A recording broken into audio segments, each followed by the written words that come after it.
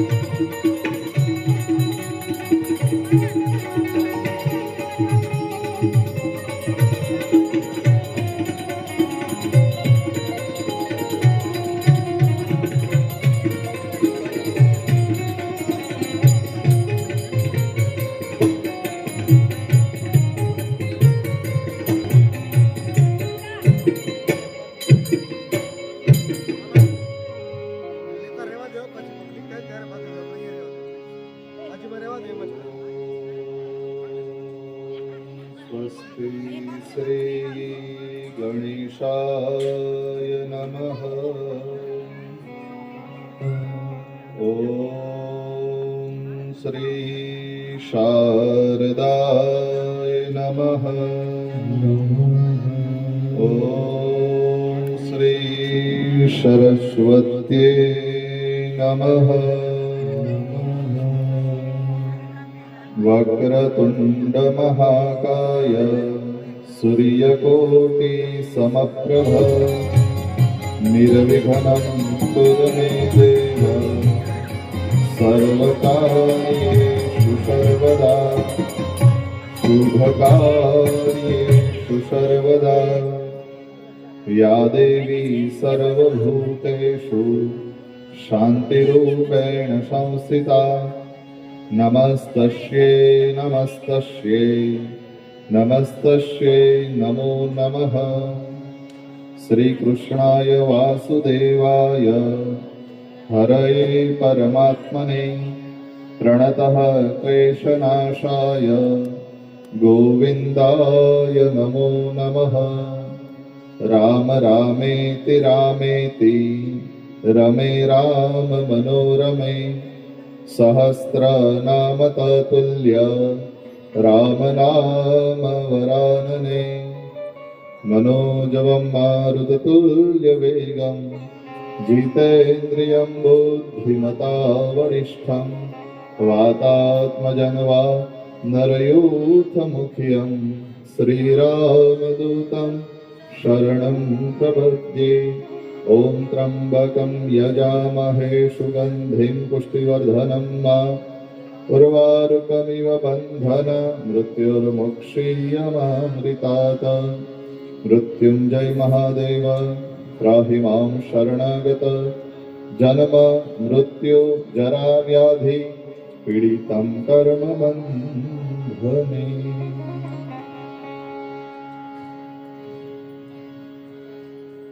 શંભુ શરણે પડી માગુ ઘડી રે ઘડી કષ્ટ તાપો દયા કરી દર્શન શિવાતો. શંભુ શરણે પડી માગુ ઘડી રે ઘડી કષ્ટ તાપો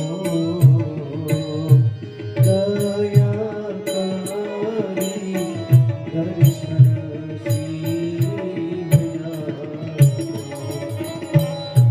તમે ભક્તોના દુઃખ હરનારા શુભ સૌનો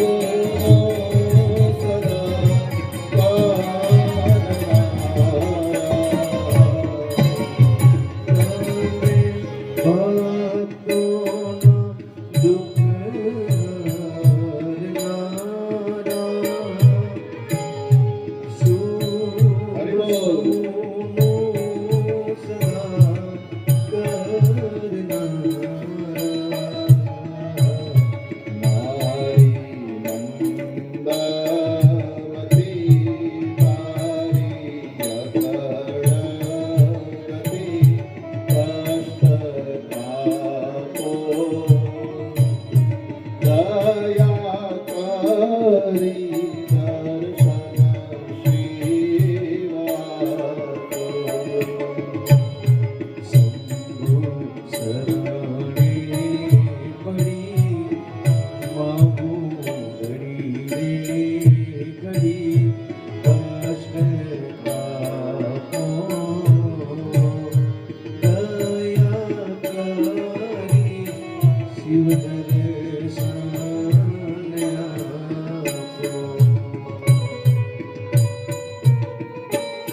હરિ બોલ.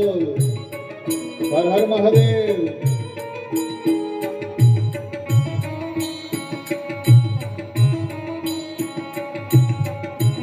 જય કોટેશ્વર.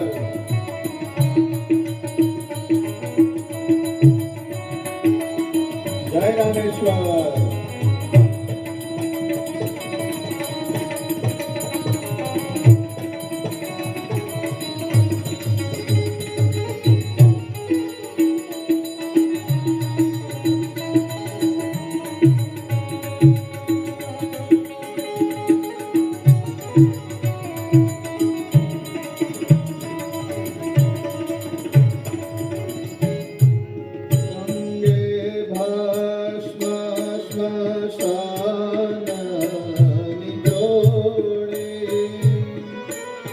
સંગે રાખો સદા ભૂત છોડી. અંગે ભસ્મ સ્મશાન સંગે રાખો સદા ભૂત છોડી.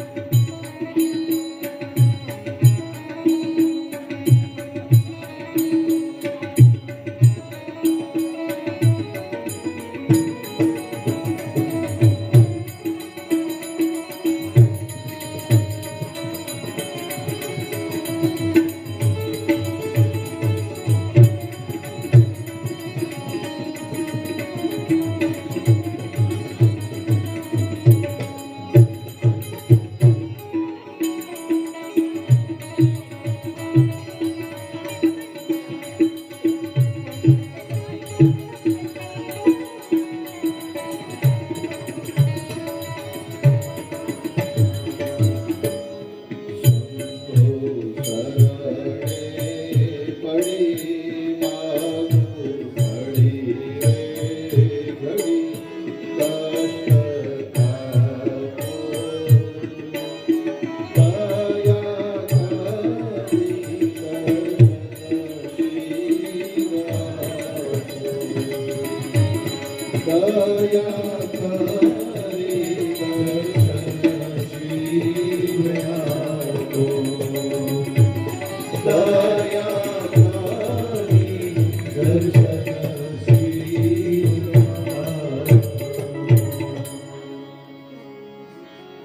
बोलिए श्री गणपति गजानंद महाराज की जय।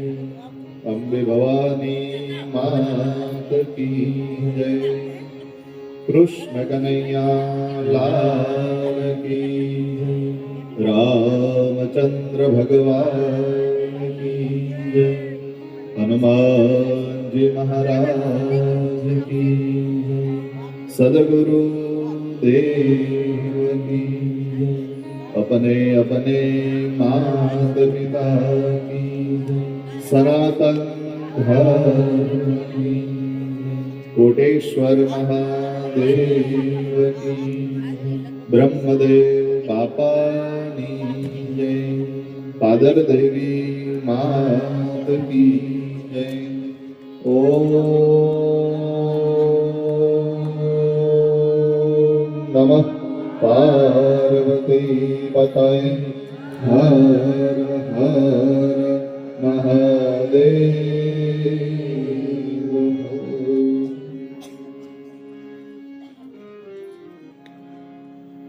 ભગવાન શિવ તેજ કલ્યાણ છે. શ્રી પંચવટી સોસાયટી દ્વારા આયોજિત મહિલા મંડળ દ્વારા આયોજિત ગૌદાન તેમજ ભંડારા નિમિત્તે શિવ મહાપુરાણ કથાના 5મા દિવસે આપ સર્વે ભાવિક ભક્તોનું હાર્દિક સન્માન છે, સ્વાગત છે.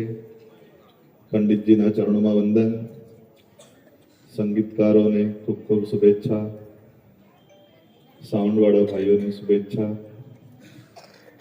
બિનવાડાથી અમારી બહેનો આવી છે, એમનું પણ શબ્દો દ્વારા સ્વાગત કરું છું. આરકે સાહેબ આવ્યા છે, એમનું પણ સન્માન છે. આપ સૌના હૃદયમાં બિરાજેલા પરમ કૃપાળુ પરમાત્માને મારા કોટી કોટી વંદન. આપ સૌને મારા ઓમ શાંબ સદા શિવાય નમઃ. પંચવટી સોસાયટીમાં અગાઉ પણ 2 કથાનું આયોજન થયું હતું. પ્રથમ અહીંયા શ્રીમદ ભાગવત સપ્તાહ આઈ થિંક 6 કે 7 વર્ષ પહેલા અહીંયા આ જ જગ્યા પર મારા પિતાજી દ્વારા થઈ હતી.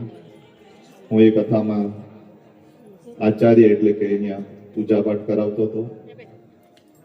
લગ્ન પણ નહોતા થયા મારા, એ સમયે કથાનું આયોજન થયું. ત્યારબાદ એના બીજા કે ત્રીજા વર્ષે આ જ સોસાયટી દ્વારા અને આ જ જગ્યા પર રામકથાનું પણ આયોજન થયું હતું.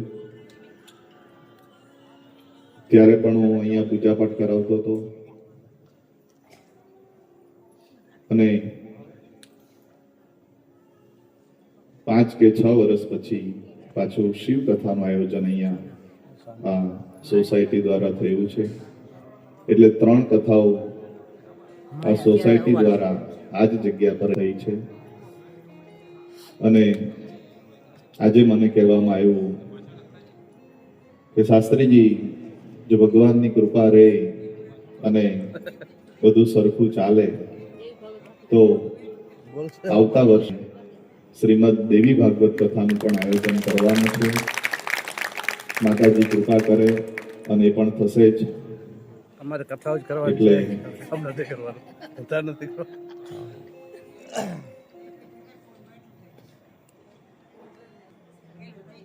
કથાઓ થવી જ જોઈએ, જેથી સમાજની અંદર જે બધા દૂષણો હોય એ દૂર થાય, લોકોમાં પ્રેમ ભાવ વધે. અને આવા બધા આયોજનો થવાથી લોકોમાં જાગૃતતા પણ ઘણી આવે છે. ભગવાન શું છે, ભગવાનનું મહત્વ શું છે, એ બધું આ કથાઓ દ્વારા જાણવા મળે છે. એટલે માતાજી કૃપા કરશે અને આ દેવી ભાગવત પણ આપણે કરશું. અને મારા નસીબમાં હશે તો મને પણ એ પ્રથમવાર દેવી ભાગવત કરવાનો લાભ મળશે.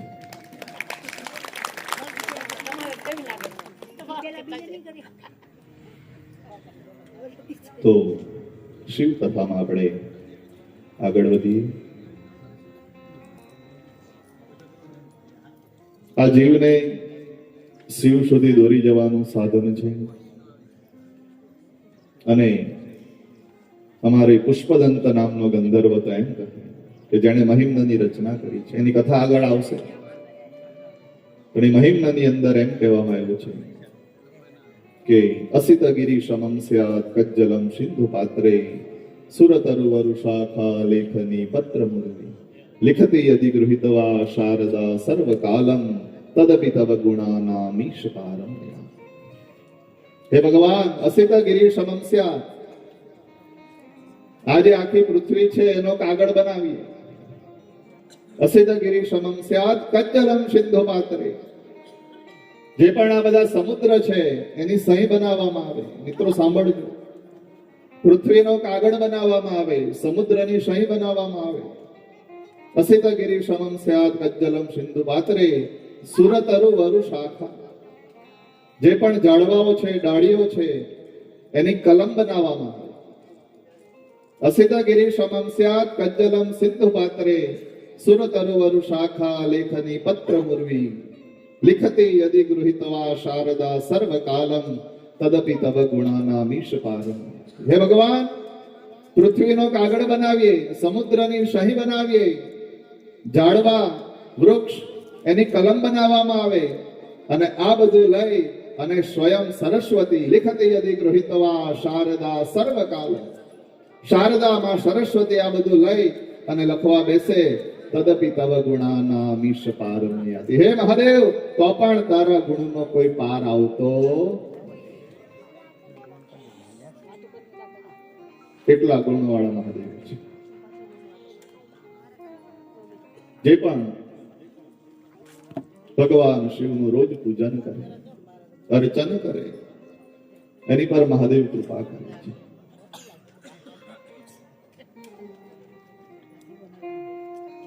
આર કે સાહેબ રોજ તડકેશ્વર જાય, મળસ કે 5-6 વાગે મારી પર રોજ ફોટા આવે દર્શન માટે.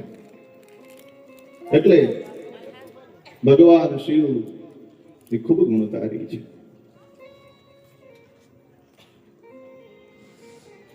એક ગરીબ મહિલા એકવાર ભગવાન શિવના દર્શન કરવા જાય અને ભગવાન શિવના પટાંગણની અંદર ભગવાનની કથા ચાલતી અને એવામાં જે કથા કરતા શાસ્ત્રીજી હોય એ એમ કહે છે કે જે પણ કોઈ વ્યક્તિ શિવરાત્રિના દિવસે ભગવાન શિવની ઉપર એક લોટો પાણી ચડાવે અને એક બિલીપત્ર ચડાવે તો એને 100 અશ્વમેઘ યજ્ઞનું પુણ્ય પ્રાપ્ત થાય છે. પેલી બહેનના કાનમાં શબ્દો પડે છે એટલે પેલી ગરીબ મહિલા વિચાર કરે કે હવે તો શિવરાત્રી ક્યારે, હવે તો શિવરાત્રી ક્યારે. અને શિવરાત્રીનો દિવસ નજીક આવે છે. જે દિવસે શિવરાત્રી આવે, પેલી ગરીબ મહિલા વહેલી ઊભી થાય, એક લોટો પાણી લે, બિલ્વપત્ર લે અને ભગવાન શિવની પર એક લોટો પાણી અને બિલીપત્ર શિવરાત્રીના દિવસે ચડાવે છે. અને પછી વિચાર કરે કે મને તો હવે 100 અશ્વમેઘ યજ્ઞનું પુણ્ય પ્રાપ્ત થયું છે. પણ પછી વિચાર કરે કે હવે આ મને પુણ્ય મળ્યું છે કે નથી મળ્યું, એની ખરાઈ કેવી રીતે કરી. અને થોડા જ દિવસમાં એ જે રાજ્યની અંદર રહેતી હોય એ રાજાનો દીકરો બીમાર પડે છે. કોઈ વાતે પથારીમાંથી ઊભો નથી થતો. બધા વૈદ્યોને બોલાવવામાં આવે, ઘણી બધી દવાઓ કરવામાં આવે, ઉપચાર કરવામાં આવે, પણ કોઈ વાતે એનો રોગ દૂર ન થાય. અને એ સમયે એના ગુરુજનો જ્ઞાની પંડિતોએ કીધું છે કે તમારા દીકરાને જો કોઈ 5 અશ્વમેઘ યજ્ઞનું પુણ્ય આપે તો એ દીકરો પથારીમાંથી ઉઠો, તો એના બધા રોગ દૂર થશે. રાજા વિચાર કરે કે એક અશ્વમેઘ યજ્ઞ નથી કરી શકતા, 5 અશ્વમેઘ યજ્ઞનું પુણ્ય લાવવું ક્યાંથી. ગામમાં ઢંઢેરો પીટાવે કે જે પણ મારા દીકરાને 5 અશ્વમેઘ યજ્ઞનું પુણ્ય આપશે એને ઘણી સોના મહોર આપવામાં આવશે. જેમ આ ગામમાં ઢંઢેરો વાગે અને પેલી મહિલાના કાનમાં શબ્દ પડે છે, વિચાર કરે કે મેં તો 100 અશ્વમેઘ યજ્ઞનું પુણ્ય મારી પાસે છે, એમાંથી 5 અશ્વમેઘ યજ્ઞનું પુણ્ય રાજાને દીકરાને આપી દઉં તો મારે ખરાઈ પણ થઈ જાય કે મને પુણ્ય મળ્યું છે કે નહીં. આવો વિચાર કરી પેલી ગરીબ મહિલા રાજ દરબારમાં જાય છે. રાજાને કહે કે હે રાજા, 5 અશ્વમેઘ યજ્ઞનું પુણ્ય હું તને આપું છું. રાજા વિચાર કરે કે આ ગરીબ મહિલા, આની પાસે કેવી રીતે પુણ્ય આવે? પણ રાજા વિચાર કરે કે મારે તો જે ગા વાળે ઈ ગોવા, મારે તો મારું કામ થવું જોઈએ. અને પછી પેલી મહિલા હાથમાં જળ લઈ પંડિતો એને સંકલ્પ કરાવે અને સંકલ્પ કરાવી અને 5 અશ્વમેઘ યજ્ઞનું પુણ્ય એ રાજાના દીકરાને આપે છે. અને હાથમાં રહેલી પાણીની અંજલી એ દીકરા ઉપર છાંટવામાં આવે છે. અને જેવો પાણીનો છંટકાવ દીકરા ઉપર થાય, દીકરો આળસ મરડીનો ઊભો થાય છે. અને એ સમયે રાજા સોના મહોરની થાળી લઈને આવે કે લે બેના, તારા માટે છે. અને ત્યારે પેલી બહેને કીધું કે રાજા, તારા સોના મહોર લેવા માટે નથી આવી, હું તો મારા પુણ્યની ખરાઈ કરવા માટે આવી છું. પણ હે રાજા, જેવી રીતે મેં શિવરાત્રીના દિવસે બીલીપત્ર અને એક પાણીનો લોટો ભગવાનને ચડાવ્યો છે, રાજા તારામાં પણ કઈ મતિ આવે અને તું પણ શિવરાત્રીના દિવસે એક લોટો જળ અને બિલ્વપત્ર ભગવાનને ચડાવજે, તારો પણ બેડો પાર થઈ જશે. આ ભગવાનની કૃપા છે, આ ભગવાન મહત્વ છે.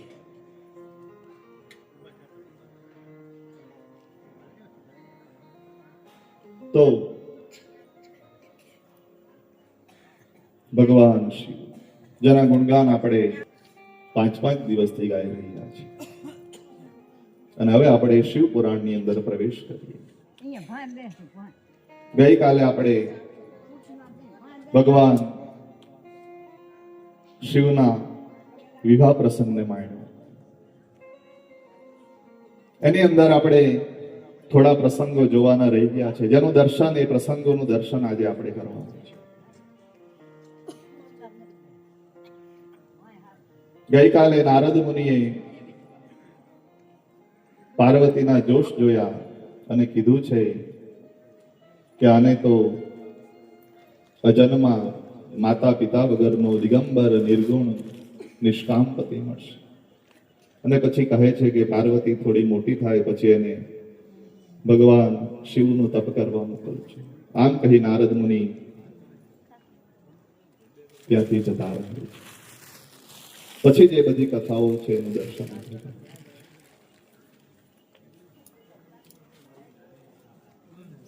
શિવ પુરાણની અંદર કેટલા શ્લોકો છે બહેનો? બધાને યાદ છે? કેટલા? સંભળાયું નહીં બરાબર આજે? 24. કેટલી સંહિતાઓ છે? કેટલી? કઈ કઈ?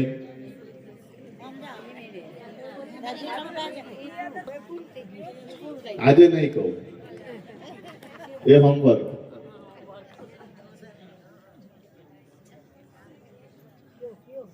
આપણે રુદ્ર સંહિતાનો પાર્વતી ખંડનું હમણાં દર્શન કરી રહ્યા છીએ. તો એની અંદર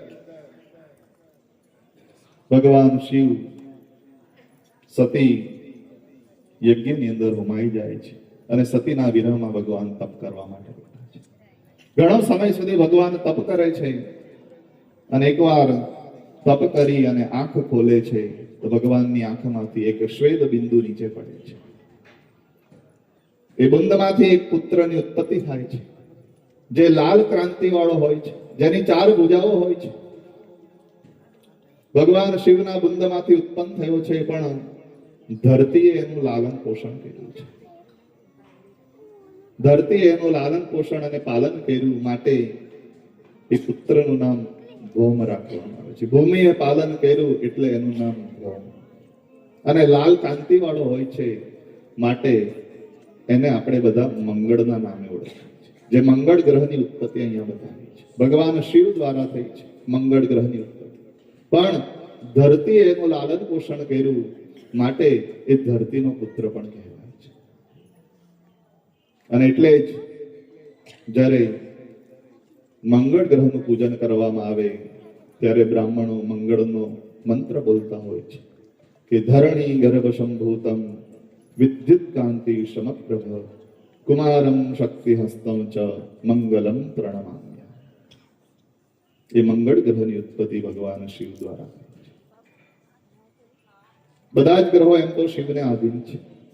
ગઈકાલે પણ થોડી જ્યોતિષની ચર્ચા થઈ.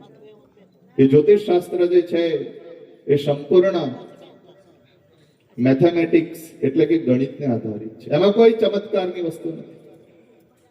તમારા નસીબમાં 100 રૂપિયા લખેલા હોય, તમારી મહેનત પણ 100 રૂપિયાની હોય અને કદાચ તમને 50 રૂપિયા મળતા હોય, તો બાકીના 50 રૂપિયાની ખોટ ક્યાં પડે છે એ જાણવું હોય તો તમારે જ્યોતિષનો સહારો લેવો પડે. અને યુનિવર્સિટીઓમાં પણ જ્યોતિષ શીખવાડવામાં આવે છે. સોમનાથ યુનિવર્સિટીની અંદર પણ જ્યોતિષ શીખવાડાય છે. એટલે એ સરકાર માનિત ગ્રંથ છે. સૂર્ય અને ચંદ્ર પણ નવગ્રહોની અંદરના ગ્રહો છે. સૂર્ય આવે તો આપણને તડકો લાગે, તાપ લાગે. ચંદ્ર આવે તો આપણને ઠંડક લાગે, શીતળતા લાગે. સૂર્ય અને ચંદ્રની અસર આપણા જીવનમાં થાય છે તો બીજા 7 ગ્રહોની અસર પણ આપણા જીવનમાં થાય અને થાય છે. પણ એ ક્યાં અને કેવી રીતે થાય એ જાણવું હોય તો પણ જ્યોતિષનો સહારો.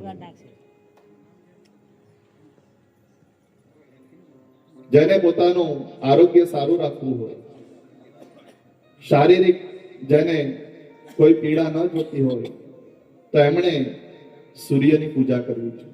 સૂર્ય ભગવાનને અર્ઘ્ય ચડાવવું છે એવું જ્યોતિષમાં કીધું છે. રવિ પછી આવે સોમ. સોમ એટલે ચંદ્ર. જેનો મગજ બહુ ગરમ રહેતો હોય, વારે વારે જેને ગુસ્સો આવી જાય, ક્રોધ આવી જાય, એને ચંદ્રની ઉપાસના કરવી જોઈએ. ચંદ્રનો નંગ પહેરવો જોઈએ કે જેથી એનું મગજ શાંત રહે. ચંદ્ર ઠંડો ગ્રહ છે, શીતળ ગ્રહ છે. મંગળ કરે મંગળ. મંગળ એ મંગળ કરે છે. લગ્નની અંદર થોડો નડે છે, પણ મંગળની ઉપાસના કરવામાં આવે તેનું દાંપત્ય જીવન ઘણું સારું રહે છે. એટલે ઘણાની કુંડળી મંગળવાળી હોય તેને લગ્નની બાબતમાં થોડાક પ્રોબ્લેમ આવે છે. કારણ કે મંગળ એ મંગળ કરવા માટે હોય છે. જો મંગળની ઉપાસના કરવામાં આવે તો પછી દાંપત્ય જીવન ઘણું સુખમય છે. બુધ એ વાણીનો કારક છે. જેને બોલવાને લગતું કામ હોય એ લોકો એ બુધ એટલે કે પન્ના પહેરવું છે. ગુરુ એ આધ્યાત્મિક ગ્રહ છે. ગુરુ પહેરવાથી જીવનની અંદર ભગવાનમાં બહુ શ્રદ્ધા વધે છે. શુક્ર એ મોજશોખનો ગ્રહ છે. જેને જીવનમાં ખૂબ ભોગ ભોગવવા હોય, મોજશોખ કરવા હોય, એને શુક્રની આરાધના કરવી જોઈએ. માટે પણ બધા પિક્ચરો કયા વારે રિલીઝ થાય છે? શુક્રવારે. એની પાછળ પણ આ જ ગણિત કામ કરે છે. શનિ એ દોઢ વર્ગનો ગ્રહ છે. એટલે જલ્દીથી એક સ્થાનથી બીજે સ્થાનમાં જતો નથી. એટલે શનિની પનોતી 7.5 વર્ષની લાગે છે. જ્યારે ગણપતિની કથા આવશે એમાં શનિની ચર્ચા આવશે કે શા માટે દોઢ પગનો થયો છે. રાહુ કેતુ એને પણ ભગવાને અર્ધ શરીરના કર્યા છે. જ્યારે સમુદ્ર મંથન થયું અને એ લોકો અમૃત્યુ લાઈનમાં ઉભા. એટલે આવા બધા ગ્રહોની ચર્ચા શ્રીમદ શિવ પુરાણની અંદર કરવામાં આવી છે. એ મંગળ ગ્રહની ઉત્પત્તિ ભગવાન શિવ અને ધરતી માતા દ્વારા. ત્યારબાદ પાર્વતીજી થોડા મોટા થાય છે અને ભગવાન શિવની પ્રાપ્તિ કરવી હોય છે. માટે પાર્વતી ભગવાન શિવનું તપ કરવા માટે ઘણા વર્ષો સુધી જંગલમાં જાય છે અને ખૂબ કઠિન તપ કરે છે. માં પાર્વતી આજુબાજુ બધે અગ્નિ પ્રજ્વલિત કરવામાં આવે અને અગ્નિની વચ્ચે બેસી અને પાર્વતી તપ કરે છે. પણ પાર્વતીને ગરમી લાગતી નથી, કારણ કે ઉષ્ણતામાં ઉષ્ણતામાં ઉષ્ણતામાં ઉષ્ણતા નહીં. આપણા કચ્છ કાઠિયાવાડમાં માં એટલે મહી એવો પણ અર્થ થાય છે. આવું કર્મમાં આવું વારે ઘડી આપણે કચ્છ કાઠિયાવાડમાં બોલાય છે. એટલે પાર્વતીનું એક નામ ઉમા અહીંયા પડ્યું છે. ઉષ્ણતામાં એટલે ઉષ્ણતા નહીં, ઉષ્ણતા નહીં એટલે પાર્વતીનું એક નામ પડ્યું છે ઉમા. ઉમા એટલે ઉષ્ણતામાં, એવું શિવ પુરાણમાં કીધું છે સ્પષ્ટ. અને પછી પાર્વતી ખૂબ કઠિન તપનો અહીં પ્રારંભ કરે છે. નિરાહાર રહે છે, ફળફૂલ ખાઈને જીવન જીવે છે, પાંદડા ખાય છે અને સંતો ગાય છે. એક હર હર કરતી પાર્વતી આજ હિમાલયમાં તપ કરતી. એક હર હર કરતી પાર્વતી આજ હિમાલયમાં તપ કરતી. એક 12 વર્ષની બાલકડી આજ હિમાલયમાં તપ કરતી. એક હર કરતી પાર્વતી હિમાલયમાં તપ કરતી. એ તો રાત દિવસ ને જોતી નથી અને આરામ ધરી કરતી નથી. એ તો રાત દિવસ ને જોતી નથી અને આરામ ધરી કરતી નથી. ઓમ નમઃ શિવાય ના જપ જપતી આજ હિમાલયમાં તપ કરતી. ઓમ નમઃ શિવાય ના જપ કરતી હિમાલયમાં તપ કરતી. એક હર હર કરતી પાલવડી આજ હિમાલયમાં તપ કરતી. એક હર હર કરતી પાર્વતી આજ હિમાલયમાં તપ કરતી. એ તો અન્ન અને જળ કાંઈ લેતી નથી અને ફળ અને ફૂલ પણ ખાતી નથી. એ તો અન્ન અને જળ કાંઈ લેતી નથી અને ફળ અને ફૂલ પણ ખાતી નથી. એ તો વાયુનું ભોજન કરતી હતી. એ તો હિમાલયમાં તપ કરતી. એ તો વાયુનું ભોજન કરતી હતી. એ તો હિમાલયમાં તપ કરતી. એક હર હર કરતી પાર્વતી આજ હિમાલયમાં તપ કરતી. એક હર હર કરતી પાર્વતી હિમાલયમાં તપ કરતી. કઠિન તપનો પ્રારંભ કર્યો છે મા પાર્વતી. આ બાજુ ભગવાન શિવ સમાધિમાં બેઠા છે. તારકાસુરનો ત્રાસ વધી ગયો છે. દેવતાઓ વિચાર કરે કે ભગવાન શિવ સમાધિમાંથી ઉઠે અને ભગવાન શિવના લગ્ન થાય તો પછી તારકાસુરનો વધ. દેવતાઓ કામદેવની પાસે જાય છે. કામદેવને કહે છે કે હે કામદેવ, આજ તમે કંઈ બાણ ચલાવો તમારા. અને દેવતાઓનું કહેવું સાંભળી કામદેવજી જ્યાં ભગવાન શિવ ધ્યાન કરતા હોય ત્યાં ભગવાન શિવના ધ્યાનનો ભંગ કરવા માટે કામદેવ પોતાના 5 બાણોને આજે વસંત ઋતુની અંદર કામે લગાડે છે, પણ ભગવાન શિવને એની કોઈ અસર નથી. ભગવાન શિવને થોડો વિક્ષેપ પડે, ભગવાન શિવને કામદેવની પર ગુસ્સો આવે છે અને ભગવાન શિવ પોતાનું ત્રીજું નેત્ર ખોલે છે. ત્રીજું નેત્ર ખોલતાની સાથે જ કામદેવ ત્યાં પડીને ભસ્મ.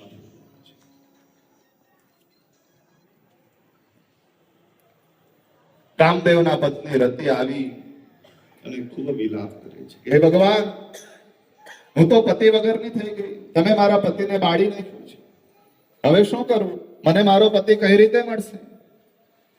ત્યારે ભગવાન શિવે કીધું છે કે હે રતિ, આજે તારો પતિ છે એ બીજા જન્મની અંદર, દ્વાપર યુગની અંદર, જ્યારે ભગવાન શ્રી કૃષ્ણના લગ્ન થશે અને કૃષ્ણનો પુત્ર પ્રદ્યુમ્ન એ જ્યારે સમરાસુર નામનો રાક્ષસ એ પુત્રને લઈ જશે અને એ સમયે પ્રદ્યુમ્ન એ સમરાસુરને મારશે અને એ જ સમયે એ પ્રદ્યુમ્ન તમને પત્ની તરીકે સ્વીકારશે. આવો ભગવાને રતિને આશીર્વાદ આપ્યો છે. અને પછી ભગવાન શિવ પાછા ધ્યાન કરવા બેસી ગયા છે. દેવતાઓએ કીધું કે હે બ્રહ્મા, હે વિષ્ણુ, હવે તમે કંઈક કરો. ભગવાન શિવ તો ધ્યાનમાં બેસી ગયા.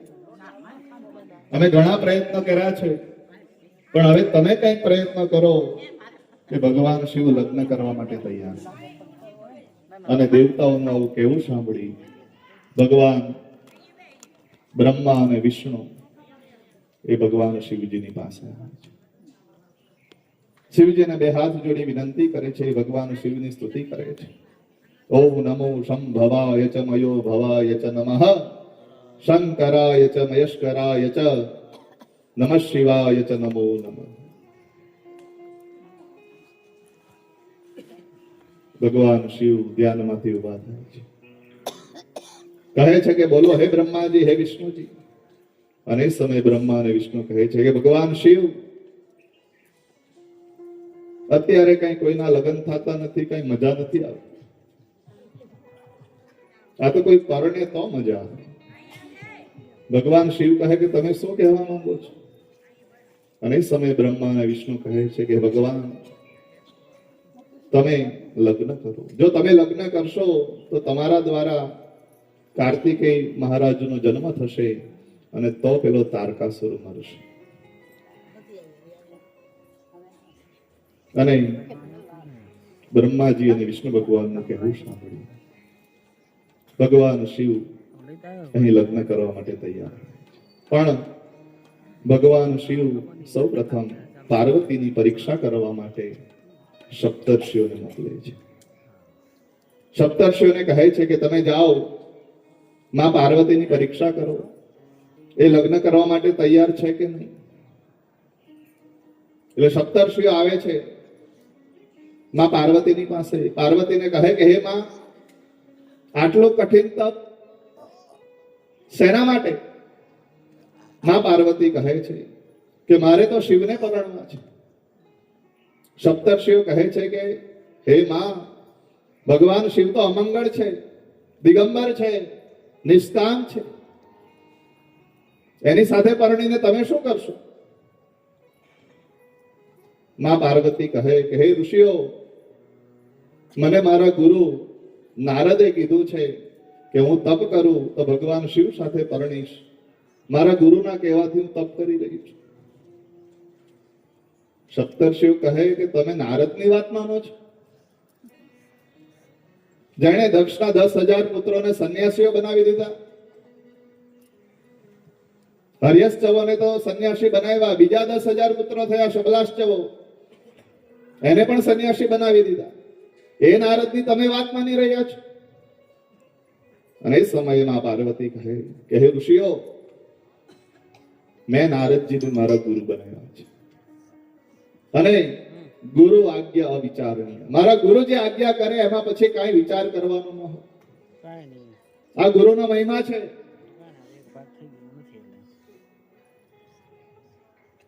ગુરુ ગોવિંદ દોનો ખડે, કિસકો લાગુ પાય, બલહારી ગુરુદેવ કી ગોવિંદ યોગી. ગુરુની આજ્ઞા મળે તો ગોવિંદ. ગુરુ, ગુરુ શબ્દનો અર્થ થાય છે ગુ એટલે અંધકાર અને રૂ એટલે પ્રકાશ. અંધકારમાંથી જે પ્રકાશ તરફ લઈ જાય એનું નામ છે ગુરુ. માણસનો પ્રથમ જન્મ એ માતાની કુખથી થાય છે અને બીજો જન્મ ગુરુજીની હૂંફથી થાય છે. પ્રથમ જન્મથી માણસને દેહ મળે અને બીજા જન્મથી માણસને દીક્ષા મળે છે. પ્રથમ જન્મથી માણસ રડવા માંડે અને બીજા જન્મથી માણસ રટવા માંડે છે. પ્રથમ જન્મની યાત્રા મોત સુધીની અને બીજા જન્મની યાત્રા મોક્ષ સુધી. આ ગુરુનો મહિમા છે. અને સંતો ગાય છે, મને પણ એ ભજન ખૂબ પ્રિય છે. ગુરુજીના નામની હો માળા છે ડોકમાં, ગુરુજીના નામની હો માળા છે ડોકમાં, નારાયણ નામની હો માળા છે ડોકમાં, નારાયણ નામની હો માળા છે ડોકમાં.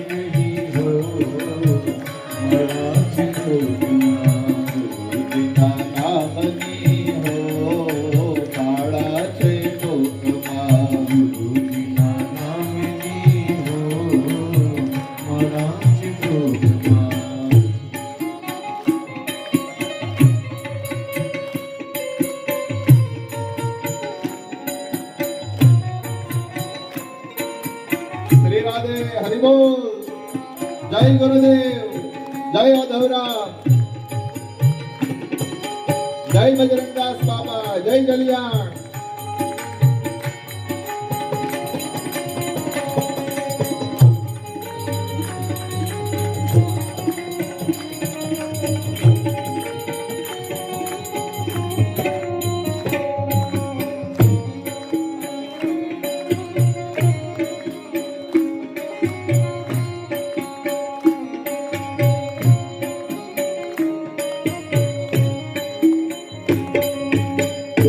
કદી થાય નહીં પરને નિંદાય નહીં,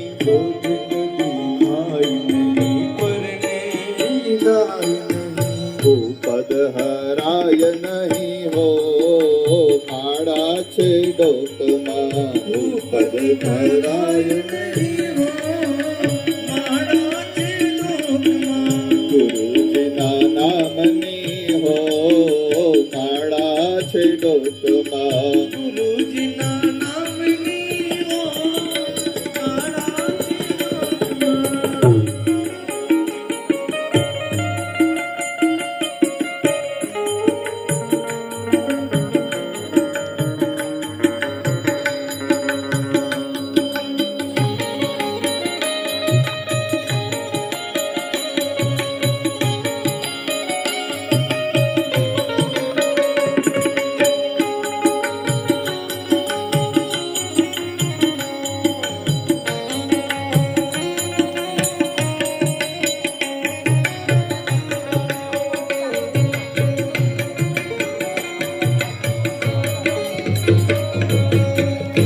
સંગરાય નહીં એકલા ખવાય નહીં, ધન સંગરાય નહીં એકલા ખવાય નહીં, કોઈનું લેવાય નહીં હો માળા છે ડોકમાં, કોઈનું લેવાય નહીં હો માળા છે ડોકમાં, ગુરુજીના નામની હો માળા છે ડોકમાં, ગુરુજીના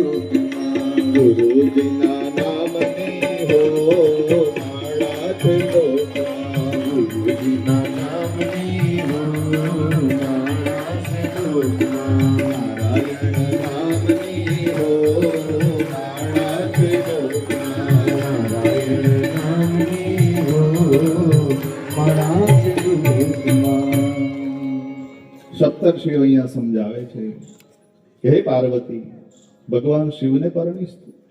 પણ પાર્વતીમાં એ સપ્તર્ષિઓનું કંઈ કહેવું માનતા નથી, પોતાના તપને ચાલુ રાખે છે. સપ્તર્ષિઓ પાછા શિવજીની પાસે આવે છે, કહે છે કે હે ભગવાન, પાર્વતીજી કઠિન તપ કરી રહ્યા છે. ભગવાન શિવ મનથી રાજી થાય છે. શિવ વિચાર કરે કે લાવ હું પરીક્ષા કરવા જાઉં. ભગવાન શિવ એક બ્રાહ્મણનું રૂપ લઈ અને પાર્વતીની પરીક્ષા છે. પાર્વતીજીને કહે છે કે હે પાર્વતી, શિવમાં શું લેવાનું છે? શિવ સાથે પરણવાથી તને કાંઈ નહીં મળે. અને એ સમય પાર્વતી કહે છે કે હે બ્રાહ્મણ દેવતા, કદાચ મને શિવ નહીં મળે તો હું અગ્નિની અંદર હોમાઈ જઈશ, બાકી શિવને પરણ્યા વગર હું નહીં રહી શકું. મીરાને પણ કોઈએ કીધું હતું કે આ પરણી જા. કૃષ્ણમાં શું રાખ્યું છે? અને ત્યારે મીરાએ કીધું છે કે ऐसे वर को क्या वरू जो जिए और मर जाए. ऐसे वर को क्या वरू जो जिए और मर जाए. वरू तो ऐसे वर के वरू कि मेरो अखंड चुटलो हो जाए. ભગવાન ને પરણી જાઓ, બેડો પાર થઈ જશે.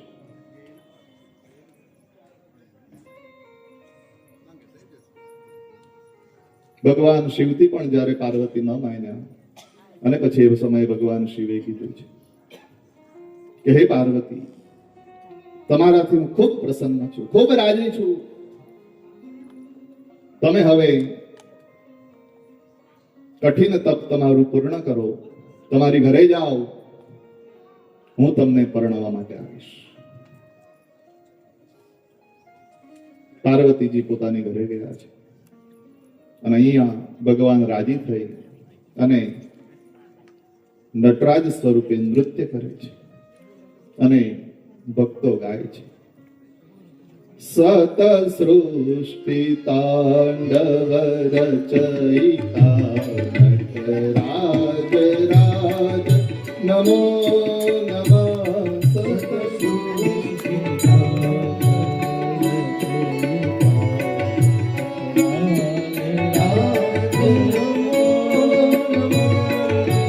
સૃષ્ટિ તાંડવ રચયિતા નટરાજ રાજ નમો નમઃ. સતસૃષ્ટિ તાંડવ નટરાજ રાજ નમો નમઃ. હે આદ્ય ગુરુ શંકર પિતા, હે આદ્ય ગુરુ શંકર નટરાજ રાજ નમો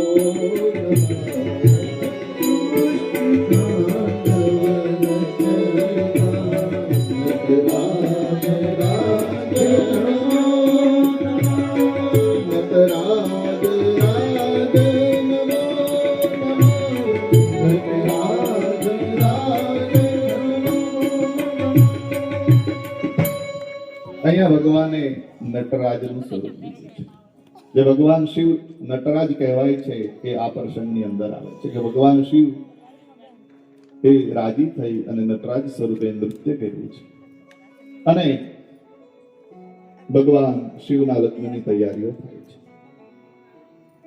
ભગવાન શિવના બધા ગણો ભેગા થાય છે. ભગવાન શિવ ગણોને પૂછે છે, હવે મિત્રો સાંભળજો, લગ્નની મહત્વતા શું છે, લગ્નમાં જે બધી આપણે રીતો કરીએ છીએ એનું મહત્વ શું છે, એનું વર્ણન હવે આવવાનું છે.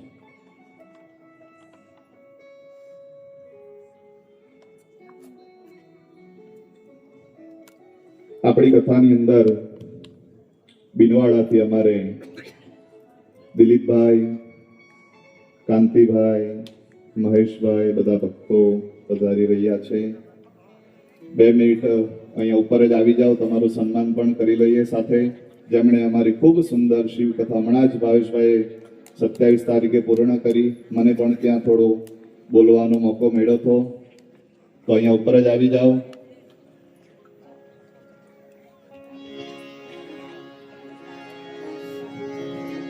હરે રામ રામ રામ સીતારામ રામ રામ. પધારો, પધારો. હરે રામ રામ રામ સીતારામ રામ રામ.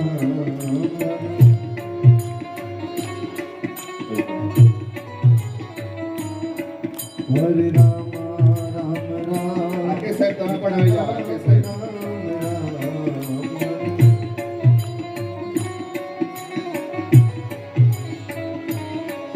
હરે રામ આકાશ તું બી આવી જાઓ.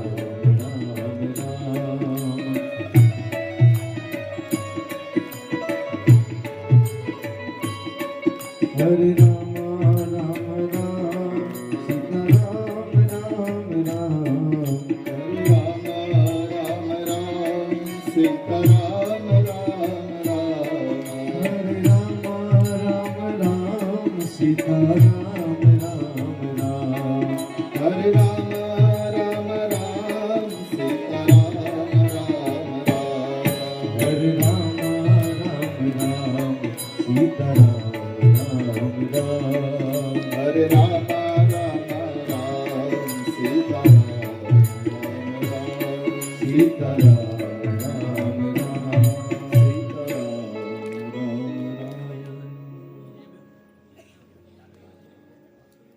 21 તારીખથી લઈ અને 27 તારીખ સુધી બિનવાડાની અંદર શ્રી શિવ મહાપુરાણ કથાનું દિવ્ય અને ભવ્ય આયોજન હતું. અહીંથી પણ મંજીભાઈ, ગઢવી સાહેબ, ભવાનભાઈ, મહારાજજી બધા આવ્યા હતા. ત્યાં મને પણ 2 દિવસ કથા કરવાનો મોકો મળ્યો હતો.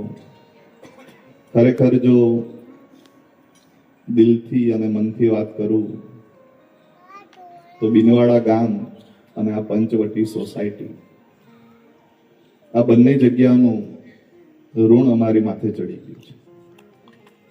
બિનવાડા ગામે પણ એટલો જ પ્રેમ કર્યો છે અને આ પંચવટી સોસાયટીએ પણ એટલો જ પ્રેમ કર્યો છે.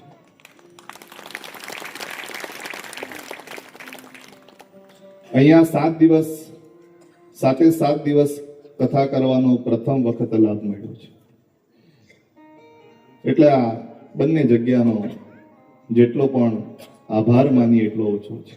ત્યાં પણ મેં કીધું હતું કે અમારી પર તમે વિશ્વાસ કર્યો એ જ બહુ મોટી વાત છે. અને આ પંચવટી સોસાયટી વાળાએ પણ મારી પર વિશ્વાસ કર્યો એ ભગવાનની કૃપા છે. બાકી મારા પિતાશ્રી કથા કરે, મારા મોટા ભાઈ કથા કરે, પણ હું તો પહેલી જ વાર બેઠો છું. એટલે તમારું ઋણ આ જીવન, આખું જીવન હું નહીં ભૂલી શકું.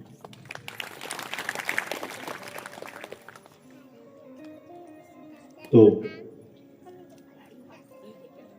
ભગવાન શિવ ગણોને પૂછે છે કે હે ગણો, લગ્નની અંદર શું હોય છે? અને એ સમયે શિવ ગણો કહે છે કે લગ્નની અંદર વરરાજાએ ફેટો બાંધવાનો હોય છે. શિવ કહે ફેટો ક્યાંથી લાવી? આ મારી જટા છે એને ફેટો બનાવી દો. ભગવાન શિવની જટાને ફેટો બનાવવાનો. ગણો કહે કે ફેટામાં કલગી લગાવવાની હોય છે. શિવ કહે આ સર્પની કલગી બનાવો.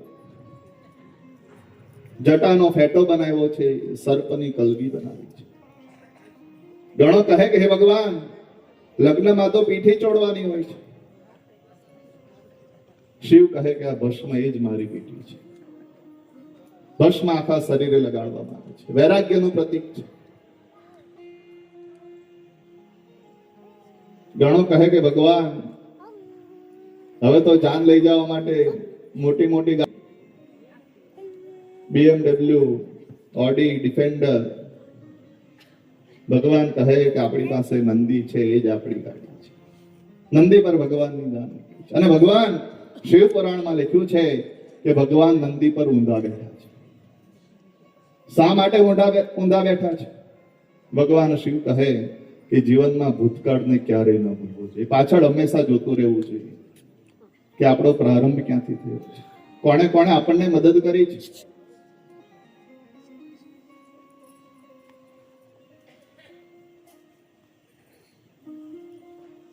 ત્યારબાદ ભગવાન શિવ જાન લઈને ત્યાં જાય છે. બ્રહ્માજી બધી તૈયારીઓ કરે છે. આ બાજુ હિમાચલ મહારાજ અને મેના પણ વિશ્વકર્માને બોલાવી મોટા મંડપની રચના કરે છે. ગર્ગાચાર્ય મહારાજ એ પાર્વતીની પત્રિકા લખી છે. લગ્નની સુંદર તૈયારીઓ પાર્વતીને ત્યાં પણ થાય છે. ભગવાન શિવ જાન લઈને ત્યાં આવે છે. આ બાજુ મેના રાણી, મેના દેવી એ બધી પોંખવાની તૈયારીઓ કરે છે. આસોપાલવના તોરણ બંધાય છે. શા માટે આસોપાલવના તોરણ બંધાય છે એનું મહત્વ બતાવ્યું છે. આસોપાલવનું પાન તમે તોડો પછી પણ 24 કલાક સુધી એમાં પ્રાણવાયુ રહે છે, માટે આસોપાલવના તોરણનું મહત્વ છે. પોંખવાની બધી સામગ્રી ભેગી કરે છે. એમાં ઈડા અને પીડા એવો શિવ પુરાણમાં ઉલ્લેખ છે, જેને સાદી ભાષામાં આપણે ઇન્ડિયા પિંડિયા કહીએ છીએ, જે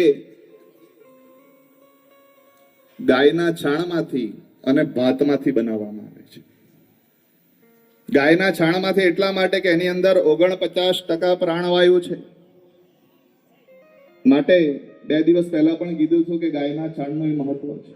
અને ભાત એ શક્તિ પ્રદાન છે, માટે ઈડા અને પીંડા એ ભાતના અને ગાયના છાણથી બનાવવામાં આવે છે.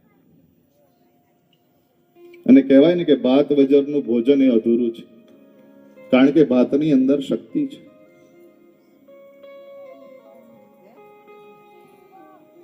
ત્યારબાદ પાણીનો લોટો તૈયાર કરવામાં આવે છે. પોંખવામાં આપણે પાણી નીચે ઢોળી અને પછી એને સ્પર્શ કરી અને વરરાજાના કાન પાસે લગાડીએ છીએ.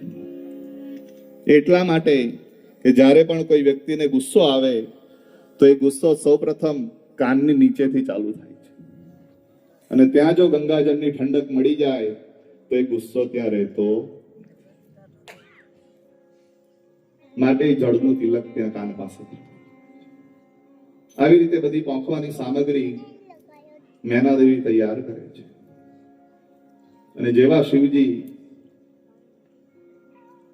જાન લઈને આવે છે, સૌપ્રથમ બધા દેવતાઓ અંદર પ્રવેશ કરે છે. મેના દેવી અને સખીઓ વિચાર કરે કે આ દેવતાઓમાંથી જ કોઈ વરરાજો હોવો જોઈએ. દેવતાઓ બધા નીકળી જાય છે, વરરાજો હોતો નથી. એની પાછળ વિષ્ણુ ભગવાન પ્રવેશ કરે છે. બધા વિચાર કરે કે આજ વરરાજો હોવો જોઈએ, આ તો કેટલો સુંદર છે. વિષ્ણુ ભગવાન કહે કે વરરાજો હું નથી, વરરાજો તો હજી પાછળ આવે છે. ઇન્દ્ર પ્રવેશ કરે છે. ઇન્દ્રને જોઈને તો બધાને એમ જ લાગે કે હવે તો આજ વરરાજો છે. ઇન્દ્ર પણ ના પાડે છે. અને પછી ભયંકર અને વિકરાળ રૂપધારી ભગવાન શિવ પ્રવેશ કરે છે. અને જેવું પાર્વતીએ, જેવું મેના દેવીએ શિવજીને જોયા છે, અને એ સમયે મેના દેવીની મનની અંદર ખૂબ જ હલચલ પ્રગટ થાય છે. મેના દેવી કહે કે આ વરરાજો, આની સાથે મારી દીકરીને પરણાવું. મારી દીકરી આના માટે તપ કર્યું છે. મેના દેવી પાર્વતીની પાસે જાય છે. તમે મૂર્છિત અવસ્થામાંથી ઉભા થાઓ અને હવે પાછા ફરી એકવાર શિવનું દર્શન કરો તો તમને ખબર પડશે. અને મેના દેવી બ્રહ્મા અને વિષ્ણુનું કહેવું માની મૂર્છિત અવસ્થામાંથી ઉભા થયા છે. અને ફરી પાછા જ્યાં ભગવાન શિવનું દર્શન કરવા જાય ત્યાં તો ત્રિલોકનો નાથ પોતાના સૌંદર્યના સ્વરૂપ સાથે એ જગ્યાએ પોતાના દિવ્ય દર્શન મેના દેવીને આપે છે. અને મેના દેવી શિવના દર્શન કરીને ધન્ય થાય છે. ઓહો મહાદેવ! હવે તો પાર્વતીને આની સાથે જ પરણાવે અને લગ્નની વિધિઓ ચાલુ થાય છે. બ્રહ્માજી અહીંયા લગ્ન કરાવે છે. શિવજીને પૂછે છે કે હે શિવજી, તમારું ગોત્ર કયું છે? ભગવાન શિવ તો અજન્મા છે. ભગવાન શિવ કહે કે મારું ઓમ ગોત્ર છે. અહીંયા ઓમ ગોત્ર ભગવાનનું કીધું છે. સ્વયં બ્રહ્માજી લગ્નની વિધિઓ ચાલુ કરે છે. સાવધાન સાવધાન સાવધાન આવા શબ્દો નીકળે છે. કોઈ કહે સાવધાન શા માટે? તમે પણ સાંભળ્યું હશે ગઈકાલે પણ આપણે મંગલાષ્ટક બોલ્યા, એમાં ઘણીવાર સાવધાન સાવધાન સાવધાન એવું કહે. સાવધાન એટલા માટે કે ઘરની અંદર પૈસો આવે, લક્ષ્મી આવે તો પણ એને ક્યાં મૂકવી, ક્યાં નહીં, આનું શું કરવું, એના માટે આપણે વ્યવસ્થા કરીએ છીએ, સાવધાન થઈએ છીએ. જો લક્ષ્મીજી આવે ને આપણે સાવધાન થતા હોય તો આ તો મહાલક્ષ્મી આવે છે. ઘરની અંદર લક્ષ્મી આવે તો સાવધાન થવું જ પડે. માટે સાવધાન સાવધાન સાવધાન એવું બ્રાહ્મણો કહે છે.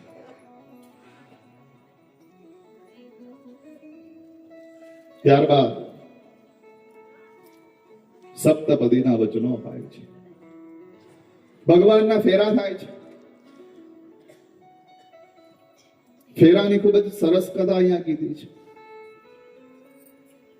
ભગવાનના 4 ફેરા પાર્વતીજીની સાથે થાય છે, પણ અહીંયા જે